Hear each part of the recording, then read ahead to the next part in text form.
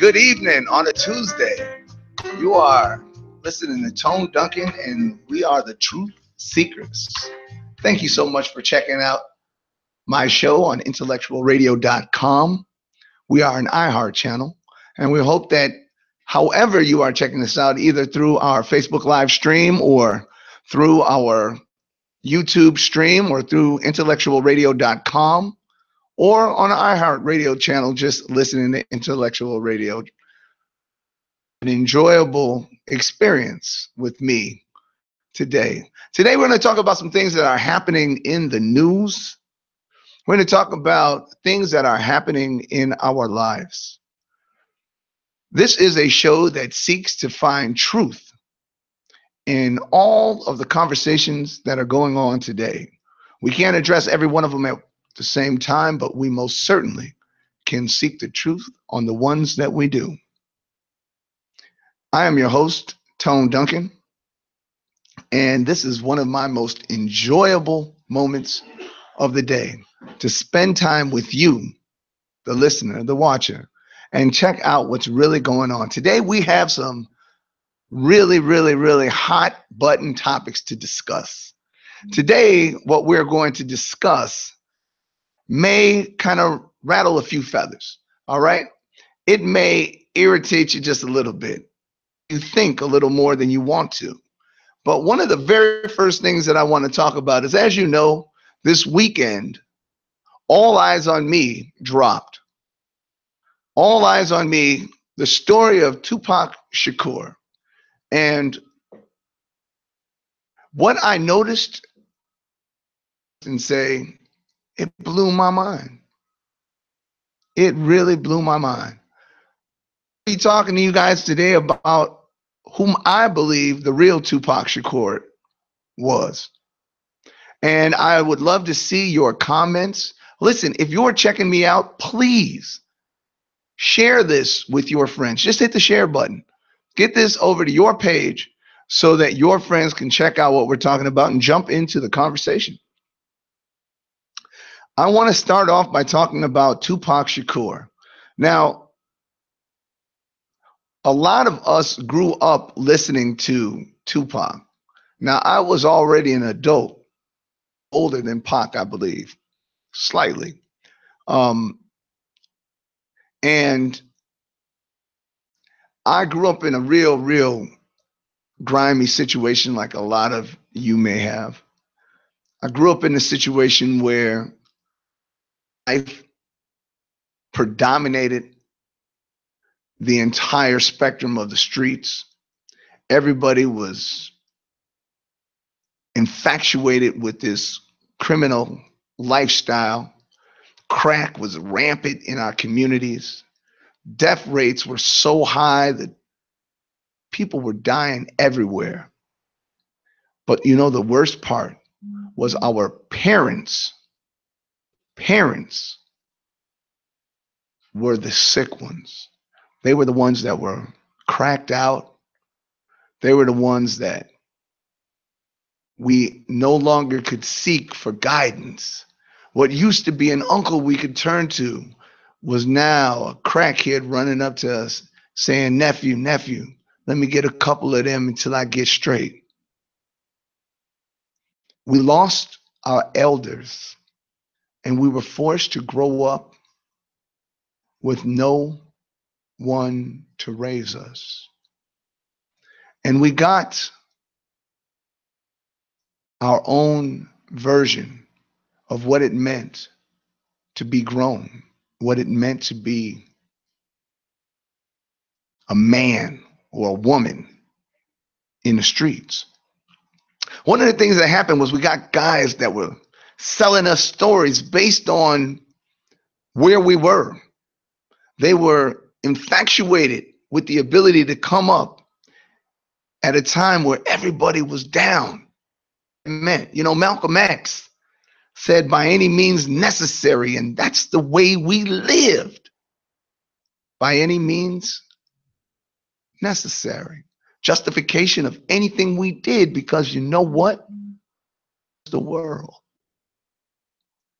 And what was most dangerous is when you could properly articulate that lie.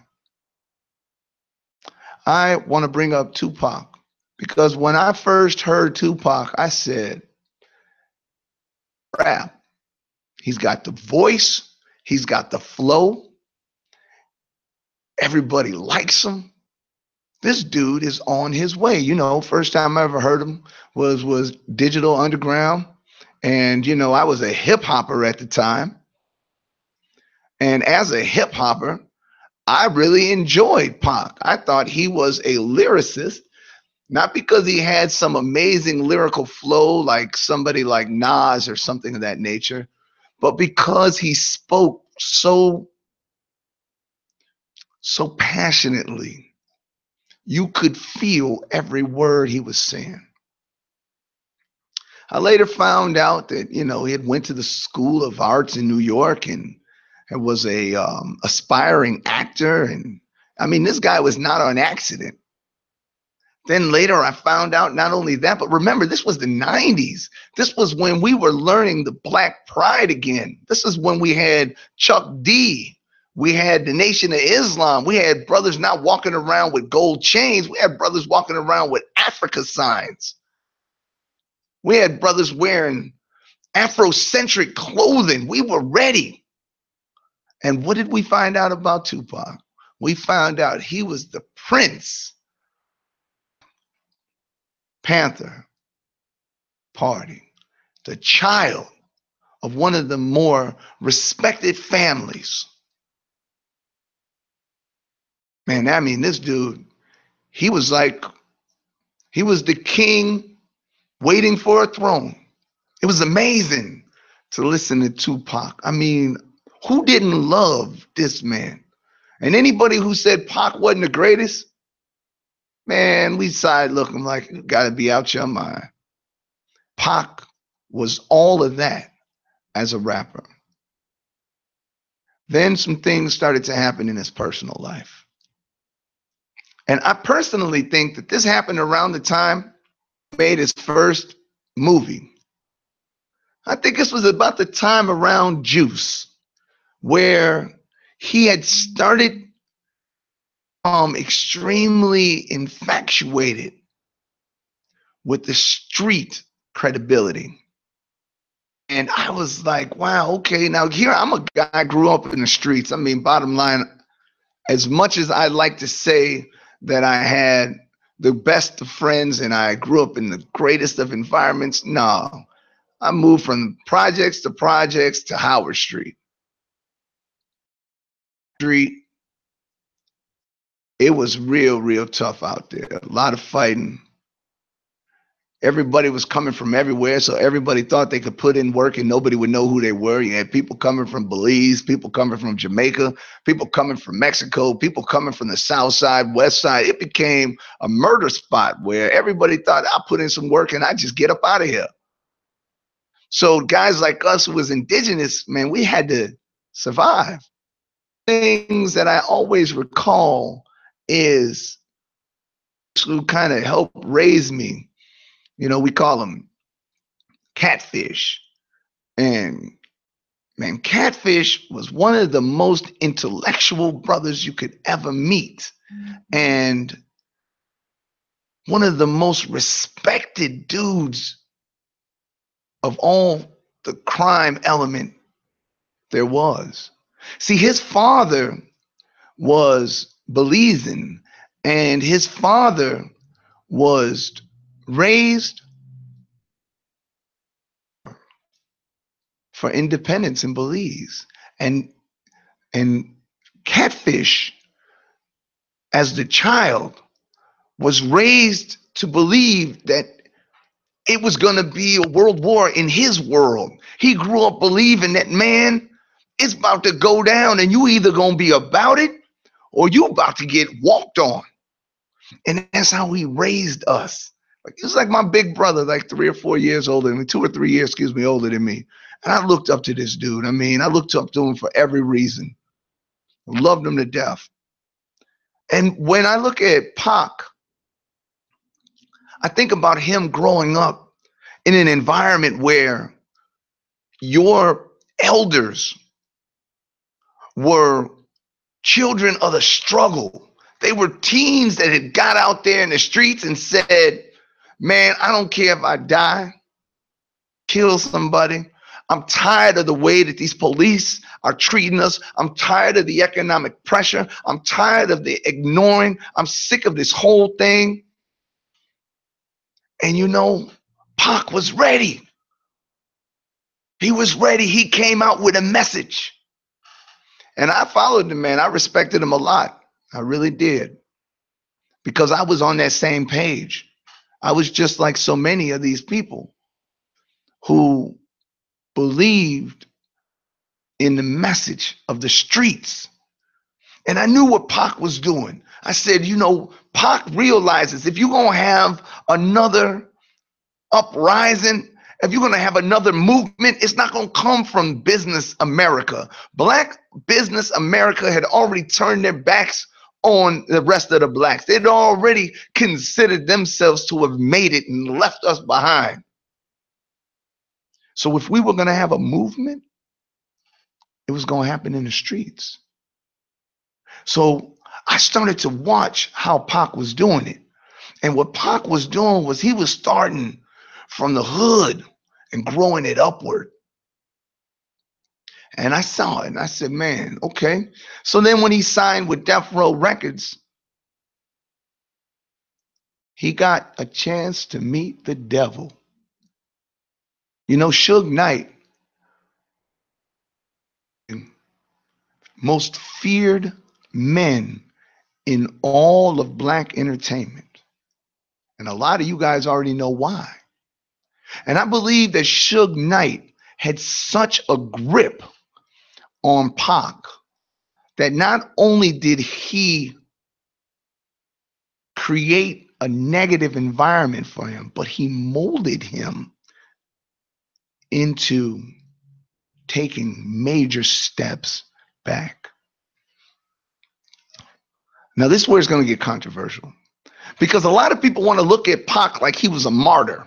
A lot of people want to put Pac up there with Malcolm, want to put Pac up there with Martin Luther King, want to put Tupac up there with some of the greatest heroes we ever had. And I can't go there with you. See, because a funny thing happened when he went to LA. See, a lot of you guys, you're not from the streets, streets like y'all, like just like me, y'all lived on the streets, but a lot of y'all weren't putting in work on the streets. And a few of you that were putting in work on the streets, you sometimes act as though game don't recognize game. And here's what I'm saying to you. When Pac started rapping M.O.B., a lot of y'all didn't know what M.O.B. was. See, you didn't understand that Suge had a set of bloods called M.O.B. and that Pac actually was a member of M.O.B. You don't know that because you don't want to know that. But here, this guy who had an opportunity to unite the Bloods and the Crips, because I know all about when he did this video and when he did these interviews and when he put them together, had this private meeting where he was giving them the thug life rules so that we could stop killing people on the streets. This was before he shifted. See, because the problem was when you dance with the devil, when you out there with Suge, and what was Pac about? Pac was about respect. Pac wanted the respect he deserved as tomorrow's next great leader. But you know what happened? He got around them thugs in California. He got around those Bloods and those Crips, and you know what they said? Man, you studio, homie. You ain't putting in no work. You talking about the life I'm living. If anything, you need to just follow me around and write about what you see. And that bothered Pac. See, I listened to MC8, and MC8 said, man, Pac was wild. Pac find out nobody respect him. He gonna do whatever it take to get respected. He was not a punk. He was not a coward. He wasn't scared to set it off. And he wasn't scared to show people that he was for real. It took to get the respect and the honor. But see, when you dancing with the devil, when you playing with killers, you're in a bad situation. So in my mind, I started to watch him trend down. Now he became his own enemy. Every time you look up, he's in some scuffle. He's doing something where he's hurting everybody around him and destroying his own legacy. See, we only know what we hear, and when we listen to Pac talking in interviews, he was very eloquent, could articulate his beliefs, his ambitions, his concerns. I mean, nobody's ever done it as well as him, not since he's been gone. But here's the problem. The problem was he was Dr. Jekyll and Mr. Hyde. So he'd be talking one thing and living another. And after a while, in order to show the thug life respect he needed, see, because remember, he was about to take this group of goons and turn them into the next liberation movement. See, I knew that. I saw it already. Who are wise in the streets saw where he was going. But the problem was he allowed that street life, Suge Knight, and this MOB thing to crowd his awareness. And I said something about an extremely intelligent man that was young. I mean, he was a young dude. Listen, a lot of us know that when we were 25, we were making some pretty poor decisions. Now, the question is, does that excuse the decisions you were making? Because some of us made some pretty good decisions when we were 24 and 25. Some of us made the decision to get off the streets. It wasn't all the way developed, but the part that was said, you know, I'm sick of getting shot at, sick of getting killed, sick of burying friends, sick of drinking, always being drunk, fighting people, ending up in jail. Tired of always having to wonder, how did I know this dude? And why this chick smiling at me? I bet she messing with such and such, and this is the big setup. See, I know that life. I know that life. I saw something in Pac that reminded me of me. Why? Because Pac wasn't built for the streets. Neither were a lot of us. We were in the streets. We had to survive. Yes, we did. But we weren't built for them. And we knew people, Suge Knight, my guy Catfish, some dudes who were built for the streets. I mean, man, I don't care how bad the streets are, just throw them in there. They're built for it.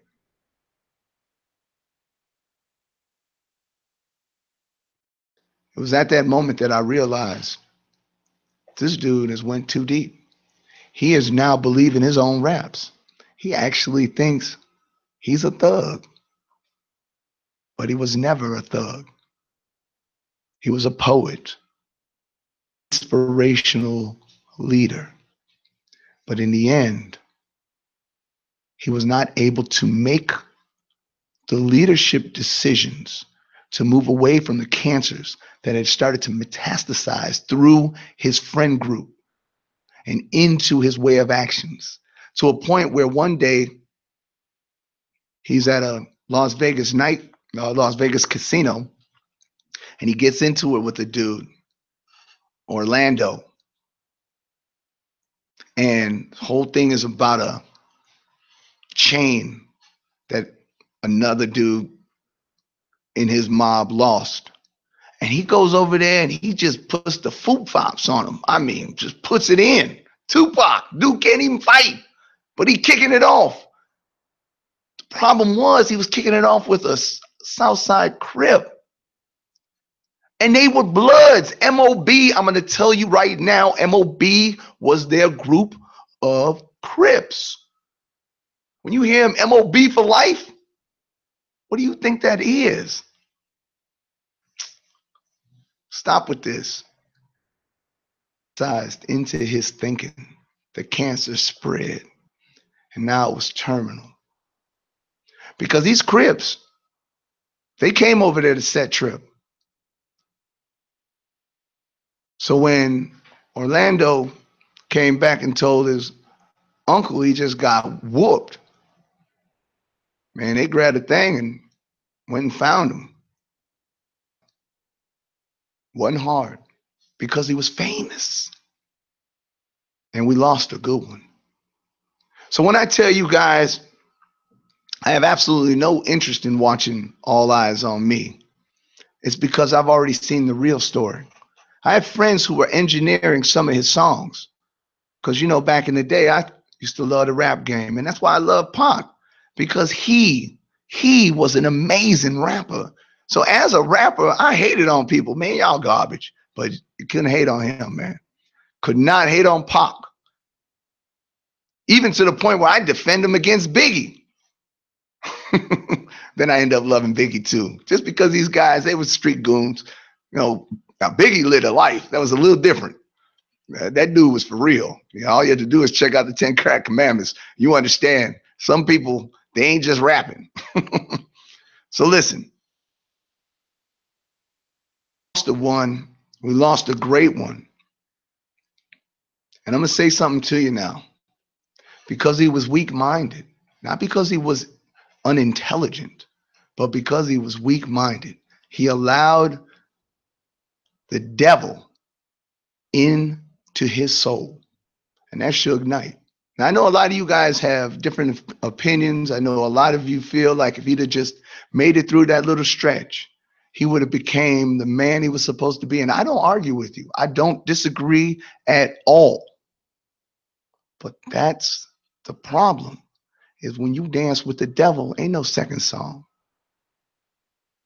That's your last dance. That's your last dance.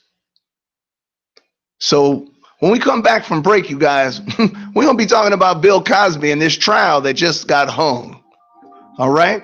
Hey, you're listening to Tone Duncan. This is Truth Seekrz. We'll be right back with another episode.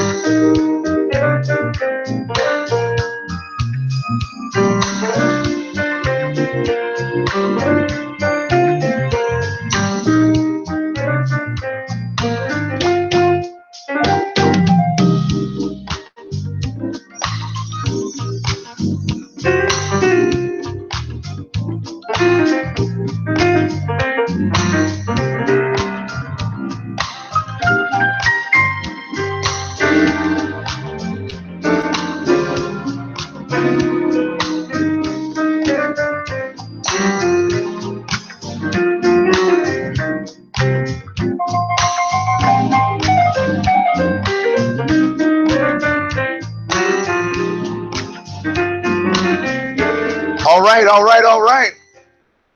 We're back on the Truth Seekrz. This is your host, Tone Duncan, and I appreciate you deeply. We just had a pretty good segment about Tupac Shakur, somebody who I think the rap industry has not replaced. Just have not. You know, you got guys like Nas who are amazing lyricists and well respected, but he didn't have the personality. He didn't have the charisma that Pac had. See, Pac was a complete player. You know, in basketball, we talk about complete players. Okay, you can hit the jumper, but can you play defense? Can you dribble? Can you make a layup? Can you dunk? Can you block shots? Can you rebound? See, Pac was a complete player, but unfortunately, we lost one. I hope that we understand that that means that it's our responsibility to teach our kids that talent within itself is not enough. One has to have the wisdom of survival. But the sad part is that we get that wisdom from our elders. And during those crack days, we didn't have the support of our elders. And we all know about his mother.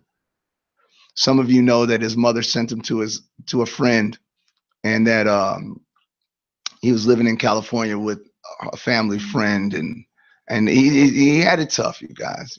You know about it. So I deeply, deeply respect the man, but I also know what it takes to be a leader.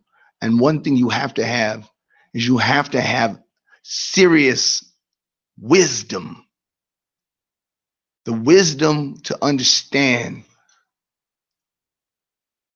that there's thieves in the temple, as my man Prince used to say, who will steal your joy, steal your blessing, steal your life. But now, as we talk about stealing people's blessings and stealing people's life, I want to talk to you guys about somebody who some of you have turned your back on. And we're going to get into this real quick. I am talking about Bill Cosby. You know, Bill Cosby grew up in the projects in Philadelphia. And he is a brother who made it. Whether you guys understand that or not, he made it. Let me pause by saying, hey, Shay, my wife is on. You know, I got to say what's up to my wife. Hey, thank you for listening. Glad you're listening. Sometimes we take that for granted. You know, just because she loves you don't mean she got to be bothered with you. Always glad when she is. You know, Bill Cosby got married very early. And like a lot of men, and nowadays a lot of women, he was extremely active outside of his relationship. And I don't know that man's issues. I don't know his wife's and his agreement. I don't know. You know, some of us believe that the greatest sacrifice of one's personal indulgence is monogamy. Monogamy for certain people is not as realistic as other people. I've done a lot of thinking about that, and I've studied it big time.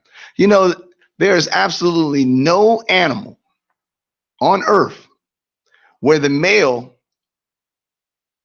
dwarfs the female that monogamy exists. Did you guys know that? There's absolutely no such thing as a monogamous mammal when the male is much bigger than the female. Now, y'all figure that out. I just study. So I believe that monogamy is the greatest gift to a person because it's not real. And because it's not real, you have to work on that every day. So my hat's off to anybody who can pull that off. I know for a fact I ain't trying to die. So not wanting to get killed by my wife is a high incentive to try to keep it chill. But it's a dedication. It's a gift. It's a hope. It's a dream. It's a commitment to somebody you love. But then when somebody famous who you've known about all your life and come to find out your parents used to watch him too, Mr. Bill Cosby, somewhere, somehow, something strange happened. This completely flawless resume got spattered like bullet holes on a drive-by. Cassandra, I want to thank you for sharing my post. Thank you so very much. I appreciate it. Big shouts out to you. And a guy who was untarnished. Most respected. I mean, this dude was on Jello commercials. I mean, at a time where black men were the pariah of America, you see him on everything. He was even a superhero. Can you imagine that? And then now he's fighting upwards of 50 counts, even though they're not in the court of law, but in the moral court of law. 50 counts of sexual indecency of some sort, sexual misconduct, rape with drugs. And everybody's got the same story in some capacity, though slightly different as to what exactly happened. It goes like this. We were hanging out, gave me a drink was laced, something indecent happened. I didn't want to tell anybody. Let me start by saying almost everyone knows someone who has been raped or almost raped. Almost everyone does. You know, I know far too many, more than I need to know. And I deeply pain by that. I don't know what these dudes get into. I don't know how they find that to be enjoyable. Whatever, to each their own sick understanding. But typically these people who use sexual violence, sexual manipulation, are typically people who have been manipulated in some capacity, and they just reenact that abuse into their relationships. So it's just a vicious circle of pain and abuse. And of course, they feel sorry for you when you were raped or when you were abused. But then when you become the abuser and the raper, then they want you dead. Even though you were the same person, they just couldn't fix you. They couldn't hide you under the rug. So now they're going to hide you in a jail. It's a sickness. You understand that, right? There's no misunderstanding. And it's something we're going to have to deal with. But as it relates to Bill Cosby, some strange things you need to know. First off, Bill Cosby in the 90s wanted to purchase NBC. He had about $300 million. Okay? About $300 million. Want to speak real quick. Shout out to Lady Rochelle. Sister is always doing it. You need to check out her Facebook page. She is always on the things that I'm into. I'm always checking out. Shout out. Go check her page out. Always doing something for empowerment of women. Much respect, much love. And so he has $300 million, not enough to buy NBC. You have to understand that NBC at the time was projected to go for about $4 billion. And he lets NBC know that he's trying to acquire them. And, of course, when you are a dude like Bill Cosby, who is like, he's got decades, generational success. Every new generation, he's successful. You don't have to ask people to put their money in with you. They're already trying. So even though he only had 300 million of his own dollars, he had 100 friends who could put up more than he had. So of course, CEO for NBC says, no, we're not selling it. We're not selling it to you. Because we know they did sell it, didn't they? Who'd they sell it to? Does anybody know? Comcast. When they sell it? 2009. I want you to understand certain things happen. Like they tell you to back off of this. This is outside of your league. and you don't quite catch it. Then all of a sudden, you get a few threats. Something might happen to somebody. Oh no, well, I'm an American, not worried about you. Then your son gets killed. Son gets killed on the highway because he had a flat, even though he had automatic flat fixing tires. They don't tell you this type of stuff. I know they don't tell you this stuff. You know, run flat. Well, they've had those tires for a long time in premium vehicles. But yet and still, let the story be told that he was on the side of the road because he got a flat at 2 o'clock in the morning. Of course, somebody just shoots him in the head, but the $6,000 that was in his pocket was there when the police came. The jewelry, credit cards, it's all there, still there. See, that's what you call, I'm sick of telling you to find your lane move. Well, he reaches back to the black community, says to the black community, you know what? I know we got it tough, but we know better than what we're doing. We need to stop making excuses and start producing because they're killing us right now. We're not getting where we need to go. And you know what we did? We attacked them. We say, man, brother, what you know about what we going through? You know the white man. Listen, of course he know about the white man. He's from the projects. Of course he know. He got to deal with them every day. And we're not talking about the good ones. We're talking about the ones who look at him and say, how on God's earth are you making this kind of money in my white country? You don't think he saw it? You don't think he dealt with it every day? Please. The only difference is he didn't let it stop him because he stuck to a strategy, a plan, and a focus. And what he was telling us was we got to do the same, but we didn't receive that because we've been pity partied the whole time because we don't have leadership. We have grievancy groups. Yeah, people are screaming, it's not your fault. Drink your 40, slap your girl. Don't pay child support. And if you go to jail, it's because they got something against you. That's what we get. We don't get tough love like when I was a kid. See, I had a daddy who worked every day, who always expected more than he had. And we lost that because we're a generation who's a lot of our parents were crack addicts, or they were so hardworking and so frustrated that we never got the upbringing from them. They were gone. Or maybe they were on welfare. And in order to justify that to you, they had to spin it to make it seem like it was somebody else's fault. And that's fine. I grew up in the projects. I lived in the projects. My mama was on welfare. We got out because she wanted to get out.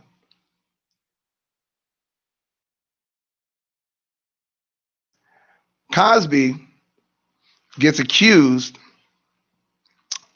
from this woman, Andrea Constant, in 2005, because she said, well, in 2004, this dude drugged me and did something really sick with me. And oh yeah, by the way, all these other women start popping up. I mean, almost 50. Almost 50. Now listen, some of you guys know that I had 21 counts of aggravated battery against the police because one day they decided it was a good thing to jump me. And when we got to jury trial, I was amazed that 28 police officers testified as if it was the same song. They articulated the same words. They took breaths at the same time. When he talked about blood, they say how profuse it was on them, but then there was just a trickle of blood on me. Everyone a trickle. I said, wow, that trickle word is big for these guys. Because see, when somebody's trying to orchestrate a lie, they know it's all about pounding a statement, a belief, a feeling over and over and over again. Then it drops, the big bombshell. 2005, manuscripts from the court record. Bill Cosby admits to giving girls quaaludes. See, what my anthropology teacher told me a long time ago, and especially when I was doing textual criticism of religious documents, he said, do not read an elder statement in a contemporary voice. In other words, what was meant then isn't meant now. Read it as if you were there then. Quaaludes, common. Everybody used them. Party drug. People was popping them. Hey, fun, fun, fun. Let's do some quaaludes, some quays. It wasn't like now where there's such a drug awareness that we say, what? No, it's like kind of like for some circles it was as common as weed. Now, am I justifying what he did? No, I'm just giving you it in perspective. It was a common thing for people to use these barbiturates. It's what they did. So when he admitted to using them, because of course the media, see, they never explain to you in what context he said it. The media says, see, that's admission. He used drugs with women. He used those quaaludes on women to have sex. No, they took them. He took them. They took them. Everybody took them. It was what they did. Used to be a time where guys and women, their sex party drug were Spanish flies. Like that's what they used. That's what they went out and actively pursued. Now, am I saying this guy is innocent? No, because I don't know. I wasn't there. But what I'm saying is when you're truth seeking, you don't hear what people say. What you're listening to is why they said it. And what exactly does it mean? Where are we going with this? Felicia Rashad said it's a conspiracy and it's not about these women. Oh, they tried to attack her. They said, oh, you're trivializing this, what happened to these women. She said with this most serious, I love Felicia Rashad. Y'all know there are very few. I judge women by Felicia Rashad. That's the measuring stick. That woman was every bit of class to me. Love and respect who she was. I wish more sisters would have listened to the woman she was trying to groom you to be, that she would expect you to be if you wanted to be in her company. Felicia Rashad said, it's not about the women, and don't you ever think that I'm not a woman. I am a woman, and anything I say is from a woman's perspective first. I was very, very, very touched by that. Do not try and take her womanhood away from her because she's making a character reference to a man she respected. Spelman College, $30 million. Bill Cosby, that's 10%. In case you know, he had 300 million. He gave his 10% to Spelman. While you giving it to Deacon Rich and Preacher Big Jet, he gave his money to a church called school, Spelman University. So what am I really saying to you? What I'm really saying to you is that this guy seemed not to have any problems until he made a decision to try and acquire NBC News. Now, if he's guilty, I hope he pays for every single crime that he committed. You can't take away rape. You can't take away rape. But see, when I was sitting in the county jail because I was waiting on this aggravated battery against the police thing to do what it did, of course, you know, that's what they put every person in jail because who can afford to bond out? Well, I'm sitting there and I met this guy, man. This guy was quiet. He's a big dude, handsome guy. He's quiet though. So, you know, me, I'm the dude who gets to know everybody. I'm the mayor of wherever I go. So I get to talking to this guy and I say to him, man, you know, I write letters, man. If there's anything you need me to write to your girl, to your mom, to your work, anything, you let me know, man. You know? And he said to me, he said, you know, Tone, they call me Lil Red, actually. Man, you know, Lil Red, I'm already done. They just gave me 25 years. I'm like, whoa, a shock has killed my heart because I'm still fighting the case and I don't know how long they're going to give me. I said, 25 years, family, what happened? He said, well, I was in a car. I had a car and I seen this chick I always used to, flirt with. And she said to me, she said, hey, what you doing? I said, jump in the car, let's go party. She said, baby, I can't party. I'm trying to pay my rent. I'm trying to go to a friend's house, see if I can borrow some money. So you know what this fool said? He said, baby, whatever you need, jump in the car. I got you. So she jumped in the car and they go partying, do a little drugs, drink a little drink. He go back and have sex with the girl. And she asked him, she said, I need that money. And he said, man, I was just tripping, baby. I ain't got no money like that, but if I can get a few dollars, I got like $20, $30. And, she said, okay, play with me. She left. Do you know she stashed her panties in his back seat? And she said she was raped by him. Now, here's the thing. See, she knew that all she had to do was not show up and give a bad testimony he could get out. So she told him, she said, pay me my money and I won't go in and give this affidavit. Pay me my money and I won't do it. He didn't have it. And see, she knew that if she was a rape victim and she was having hard times, there were programs that would pay her rent. And she did them. 25 years, she did them. She did them. And just like dudes will kill a dude in cold blood, females can be a little cold too. And the worst part is your heart wants to believe every woman. My heart does it. I don't know what your heart want to do, but I want to believe a woman because I know so many good ones that were hurt by evil. But what do you do? What do you do when you see both sides? Hey, when we come back, I want to talk to you guys about something that was very meaningful to me. We'll be right back. You're listening to Tone Duncan. This is Truth Seekrz on IntellectualRadio.com and iHeartChannel.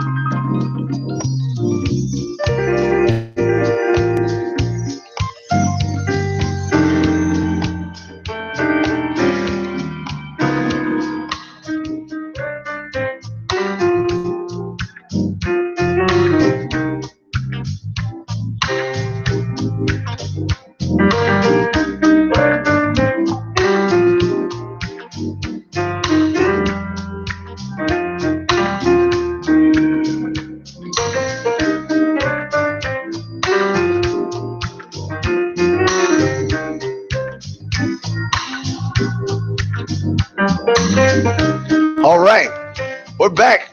You're listening to Tone Duncan. This is Truth Seekrz on IntellectualRadio.com. I don't have a lot of time, you guys. As much as I want to rap to you, I'm down to 12, 14 minutes left.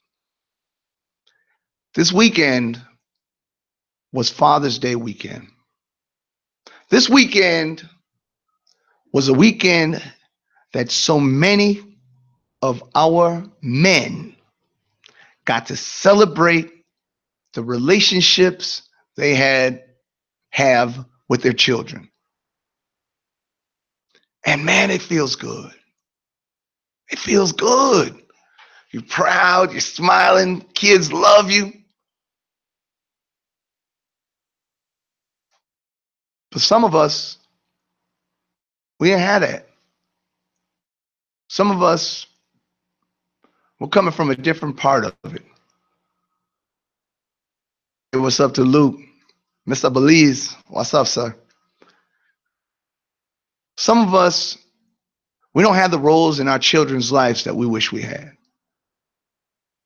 Some of us made some poor decisions and we feel it's too late. We've screwed up. Game is over.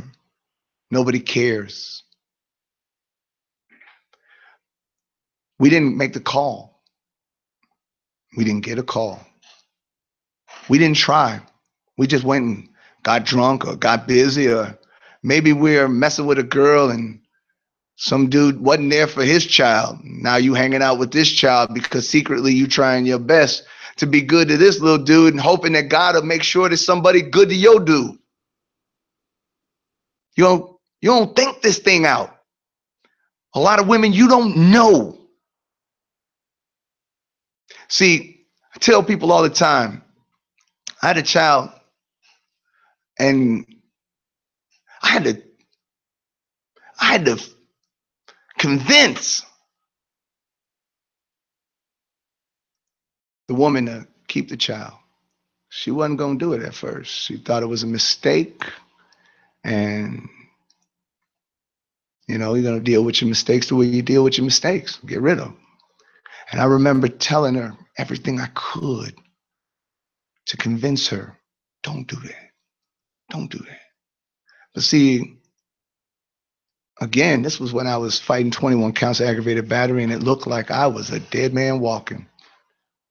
So part of me was a little bit like, man, if they kill me in the joint, at least I have a child in the world. I know my mother, I know my father will take care of him. I know my brothers will all be there. And she was a good person. I had the greatest respect for her. She decided that I was going to be a good person. In her mind, I was a good dude, and, she gave it a chance. But I wasn't part of the picture, though. See, she decided that there were better opportunities than messing with this dude who was facing 21 counts of aggravated battery, street dude. Yeah, he's smart. Yeah, he's intelligent, but he's making all kind of bad decisions. Chances are he's not a dependable dude. And the pain of not being an in-home father, not being able to get the respect that I wished I had. Do you know the hurt? Do you know the feeling of betrayal that I had? Could you imagine how deeply wounded I was when I found out you got cut from the team? How can I get cut from all these daddies not being daddies. How do you cut me from the team? It was hard to deal with. It's hard to deal with. I always say, if you don't understand men, it's because you haven't had any respect well enough to learn from them. It's something that plagues our communities. It's something that plagues us as people. I was so hurt, I was so betrayed that it actually started to affect my relationship with my own child. Believe it or not, I didn't know where to fit in. I didn't know who to be. Didn't like the role I was given. Wasn't willing to just be what somebody else wanted me to be. Wasn't trying to be somebody's flunky. Yeah. Oh, it was real. But after a while, I realized that all I was doing was hurting my child and my relationship with my child. My child was being forced to believe the hype, that I didn't love her, that I didn't care, that I didn't want to be there. Even though every time we were together, I did everything I possibly could, even though I'd be getting in trouble because here I'm, doing everything. And my other kid's like, hold on, player. Every time I come around, we don't go to the movies. Every time I come around, we don't go shopping. You guys know, because I did everything I could to make the most out of every moment I had. But after a while, my pain and anger started to tear away my desire to do more. And one day I just said, I got to do everything I possibly can to be there for my child, no matter what that means. If that means taking an inferior role, if that means never, ever being the father that I should be, never getting the respect that I deserve, I'm just going to do what I got to do. I don't care anymore. Everybody got to play punk to somebody. I guess I got to play punk to the one person I'll play punk for, my own flesh and blood. I'll do it because I never spoke bad about her mother, never criticized, never complained, never will, never hear it, not from me. But I hurt deep. But I did everything I possibly could to build that relationship back, and I believe today it's working. So I say that to tell you, father out there, give it a chance. Jump back on the horse. Pursue your child with the love that you have for your child. Rekindle that belief that at some point you will be together. I know you may feel like you've let too much time go by, too many bad words have been said, too many people hate you, your own child hates you. Please don't let that stop you. Get involved. Your money is not enough. The child needs to know you, needs to know you love them. And a lot of the moms out here, listen, you're not hurting you, you're hurting the child. You got to make sure that you push that relationship, even if it seems like you're wasting your time. It's not your time, it's your child's time. Some of you say, well, that dude is this and that. Listen, last I checked, you screwed him. And he screwed you. So y'all couldn't have been that bad. Couldn't have had that much of a problem. See past your personal issues. I did. Because it wasn't worth the sacrifice of losing the love of my child. More importantly, it wasn't worth the pain of knowing I wasn't the father I always wanted to be. A lot of you ain't had no daddy. I had a daddy. A lot of you always said you'd be a better daddy than the creep you never met. Don't start thinking now, well, I made it without a daddy. They can make it. Don't think like that. Don't be that person. Living a lie to justify your own failure. Don't do that. Understand that if it takes a village to raise a child, the most important person in the village is a parent.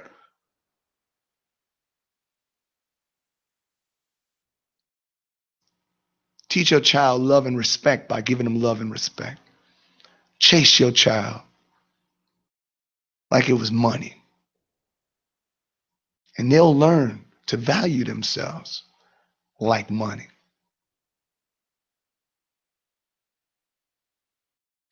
I had to learn the hard way, you guys. I had to learn the hard way. But the one thing I've never forgotten is that if I could do it, you can do it better. If I could try it, you can master it. If I could believe it, you can achieve it. Because it's your child, and nobody's more important to them than you. I hope you guys enjoyed the show. As I said before, if you like this, please share it with your friends. Put it on your page. Go over to Tone Duncan Speaks. Those of you who have hung out with me this whole show, I love you to death. Darnell, Sandra, Luke, thank you so very much. Special shout out to all my kids. I hope you had a wonderful Father's Day. Just being a father is enough to make my day. Next week, we'll be back Tuesdays, 7 p.m. You're listening to Tone Duncan, and this is the Truth Seekrz on IntellectualRadio.com, an iHeart channel. Till next week, peace.